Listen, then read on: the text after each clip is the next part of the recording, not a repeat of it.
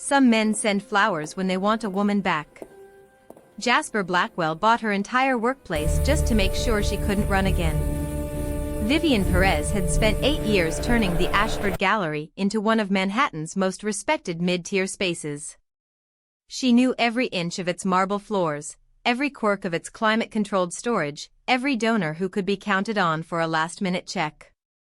At 45, she had finally built something that felt like hers: stable, prestigious, safe. So when the emergency staff email landed at 4:03 p.m. on a quiet Tuesday, her stomach dropped before she even opened it. All senior staff. Conference room. 5 p.m. mandatory.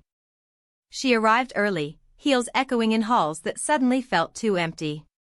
The rest of the team was already there, faces pale, whispering theories about budget cuts or closures. Vivian took her usual seat and folded her hands to hide the tremor she refused to acknowledge. The director of operations entered last, looking like a man who'd aged a decade overnight. We need to address this issue head on, he said. The implications are too As of this morning, significant to ignore. The Ashford Gallery has been acquired. The new owner wants to meet senior staff immediately. A ripple of nervous questions rose. Someone asked the obvious one. Who bought us? The director's eyes flicked to Vivian for half a second too long. Jasper Blackwell. The name hit her like cold water. Jasper Blackwell? 30 now, tech billionaire, face occasionally on Forbes covers, the man she had walked away from 5 years ago without a real goodbye. The door opened again. She didn't need to turn to know it was him. The air changed, grew heavier, the way it does before lightning. Then that voice, deeper now, polished by boardrooms and absolute power, filled the room. Good evening. Vivian forced herself to look up. He stood at the head of the table in a charcoal suit cut sharp enough to draw blood, hair shorter, jaw harder, eyes the same storm gray that used to watch her like she was the only real thing in his world. Those eyes found her instantly and locked on, she couldn't breathe. He greeted the room with flawless corporate calm, speaking of vision, growth, digital initiatives, preserving legacy while pushing boundaries. Every word was perfect CEO speak. Every few sentences, his gaze slid back to her, brief, burning, impossible to ignore. When he finished, he took questions with easy authority. Vivian stayed silent, praying no one called on her. The meeting ended. Colleagues filed out in uneasy clusters.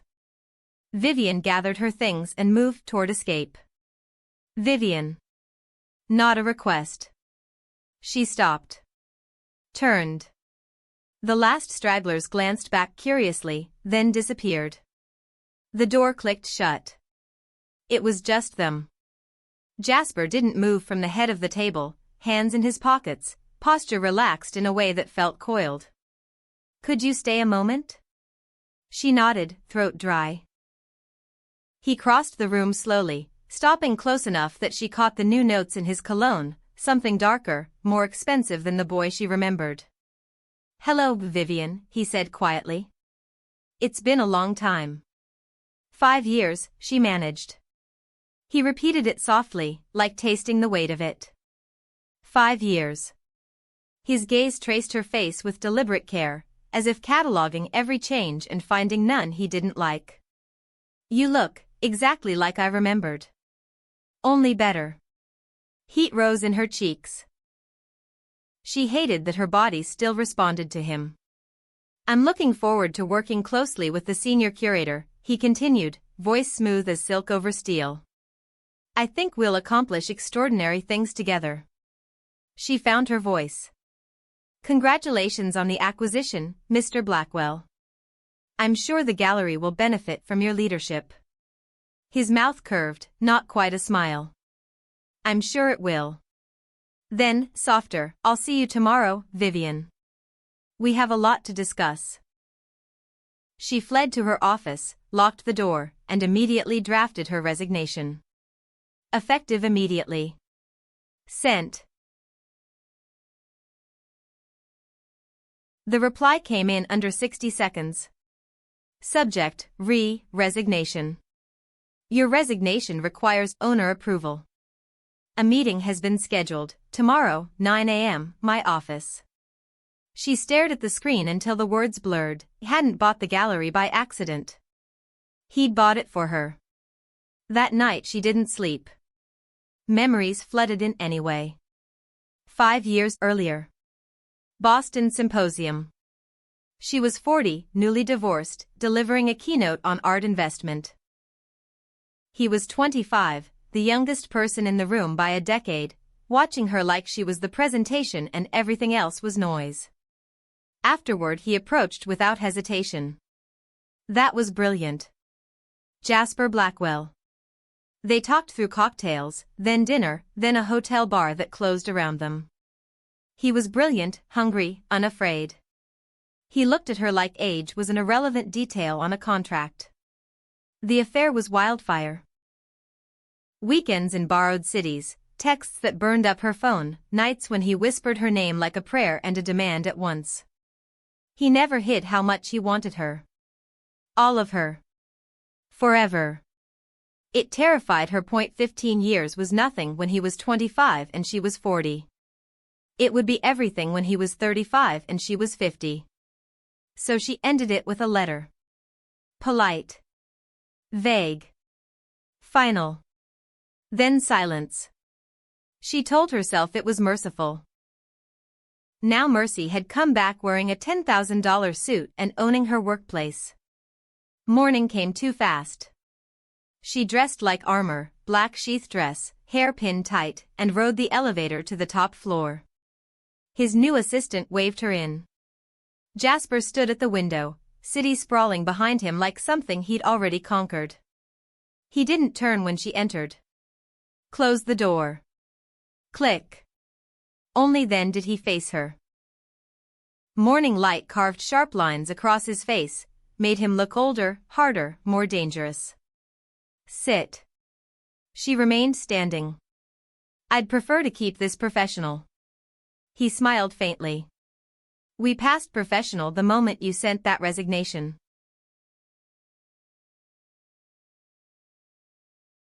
He moved around the desk, leaned against it, close enough she had to tip her head back to hold his gaze. You left without giving me a choice, he said, voice low, lethal calm. A letter. Silence. Do you have any idea what that felt like? I thought it was kinder. Kinder? He laughed once, sharp. You decided my future for me. You don't get to do that twice. She lifted her chin. This is about professionalism now. You're my employer. Continuing any personal connection would be inappropriate. Inappropriate, he echoed, stepping closer. I've never been appropriate with you, Vivian. And you never complained. The air crackled. She could feel her pulse in her throat. What do you want, Jasper? He studied her a long moment, something raw flickering behind the control. Then he reached out, slowly, giving her every chance to stop him. His fingertips brushed her jaw, tracing the line like he was relearning it. You're still wearing the same perfume, he murmured. Jasmine and bergamot. I'd know it blind. Her breath caught. His thumb swept across her cheekbone with devastating gentleness. I missed you, he said, voice rougher now. Every damn day. His hand slid to cup her face. He leaned in, eyes dropping to her mouth. She should have moved. Should have slapped him or walked out or something.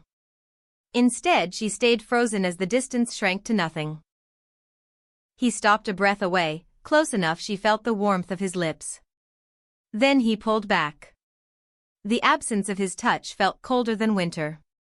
He stepped away, composure snapping back into place like armor.